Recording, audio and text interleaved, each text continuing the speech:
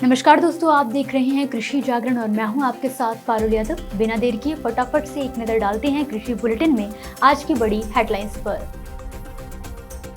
Mushroom की खेती करने पर किसानों को मिलेगी सब्सिडी, 10 लाख रुपए का लाभ ले सकेंगे किसान। सिल्वर मेडल जीतकर किसान के बेटों ने रोशन किया नाम, चीन में चमका भारत। कपास के किसानों को राहत देने के लिए आगे आई सरकार, बीमा कंपनी ने पीछे खींचा अपना हाथ। झारखंड में 4.68 लाख किसानों का माफ हुआ कर्ज, मुख्यमंत्री कृषि ऋण माफी योजना का मिला लाभ। उत्तर प्रदेश में मिनी राइस मिल लगाने पर मिलेगी सब्सिडी, ऐसे उठाएं योजना का लाभ।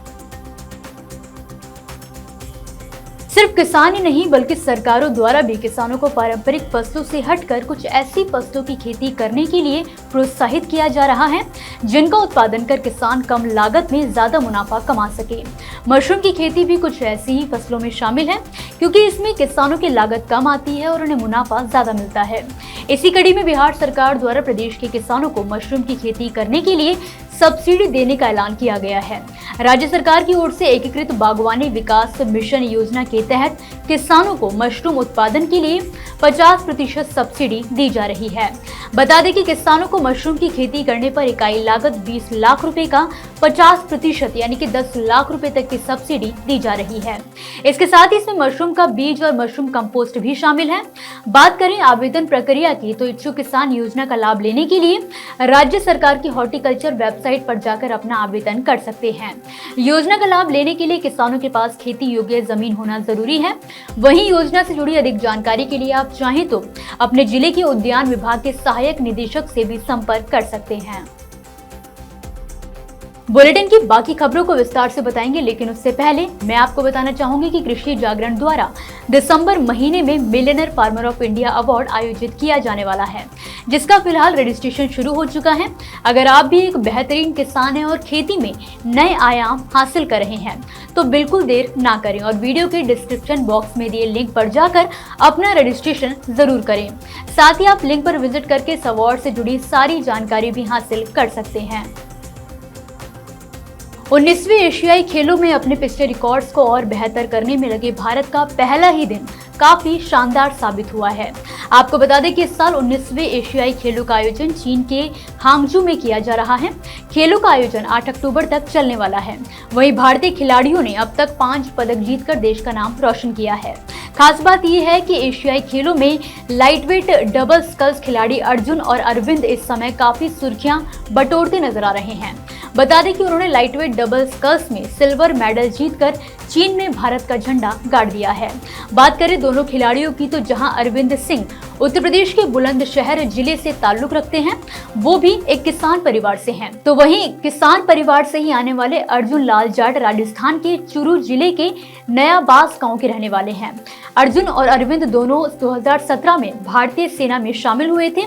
2018 में दोनों खिलाड़ियों ने एक साथ खेलना शुरू किया था। दोनों ने राष्ट्रीय खेलों में स्वर्ण पदक भी जीते हैं और अब 2023 में दोनों ने खुद को साबित करते हुए सिल्वर मेडल अपने और देश के नाम किया है।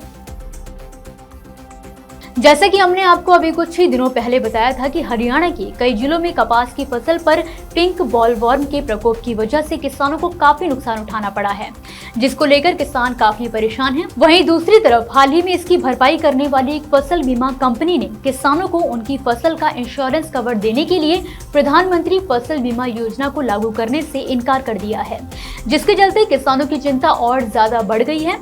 ऐसे में किसानों को राहत देने के उद्देश्य से कृषि विभाग द्वारा कपास किसानों को वित्तीय सहायता प्रदान करने के लिए हरियाणा फसल सुरक्षा योजना की शुरुआत की गई है।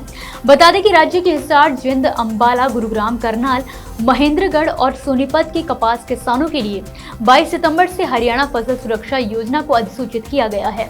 अधिसूचना के अनुसार विभाग ने किसानों को MFMB पोर्टल पर रजिस्ट्रेशन और फसल पर शुल्क के तौर पर 1500 रुपए का भुगतान करने के लिए कहा है।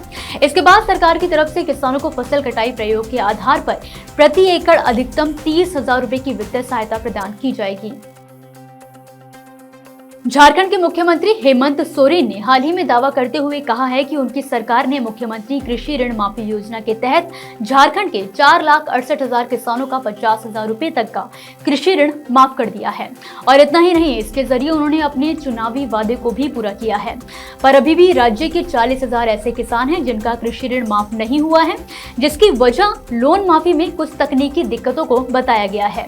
इन किसानों को लेकर राज्य सरकार ने कहा है कि ऐसे किसानों का सत्यापन कर उनकी जानकारी साझा की जाए, ताकि राज्य सरकार की पहल से उन किसानों को भी ऋण माफी योजना का लाभ पहुंचाया जा सके। वहीं विभाग के अधिकारियों ने जानकारी देते हुए बताया है कि अलग झारखंड बनाने के बाद से मार्च 2020 तक राज्य के 3.02 लाख लाभुक किसानों के खातों में एनपीए होने की कगार पर है। इधर 2 सालों में ये आंकड़ा बढ़ भी सकता है। ये काफी चिंता वाली बात है और इस मामले का हल निकालने के लिए कोशिश सरकार के अधिकारी और बैंक मिलकर कर रहे हैं, ताकि इन खातों को एनपीए होने से बचाया जा सके। उत्तर प्रदेश सरकार किसानों के लिए कई योजनाएं संचालित कर रही है, जिसमें कृषि यंत्रीकरण योजना के तहत 15 से अधिक कृषि यंत्रों पर सब्सिडी का लाभ दिया जा रहा है। इस योजना के तहत किसान अब मिनी राइस मिल, ऑयल मिल लगा सकेंगे। इस योजना के तहत सरकार किसानों को कृषि यंत्र की खरीदारी पर 30 से 50% तक का अनुदान दे रही है। इस योजना के तहत किसान रोटावेटर, कल्टीवेटर जैसे उपकरण खरीद सकते हैं। वहीं इस योजना का लाभ पाने के लिए किसानों को कृषि विभाग में पंजीकृत होना जरूरी है। इस योजना का लाभ पाने के लिए किसान को इस वेबसाइट www.upagriculture.com पर जाकर अपना आवेदन करना होगा। आपको बता दें कि उत्तर प्रदेश सरकार की कृषि यंत्रीकरण योजना के तहत 15 से ज्यादा कृषि यंत्रों पर सब्सिडी का लाभ किसानों को दिया जा रहा है। इस योजना का लाभ पाने के लिए किसानों को कृषि विभाग में पंजीकृत करना जरूरी है। कृषि यंत्रीकरण योजना के तहत किसानों को 10,000 रुपए से लेकर 1 लाख रुपए तक का अनुदान सरकार के द्वारा दिया जा रहा है। तो दोस्तों, आज के कृषि बुलेटिन की बड़ी खबरों में फिलहाल के लिए बस इतना ही। आप मुझे दीजिए इजाजत और खेती किसानी से जुड़ी हर अपडेट के लिए देखते रहिए कृषि जागरण। धन्यवाद।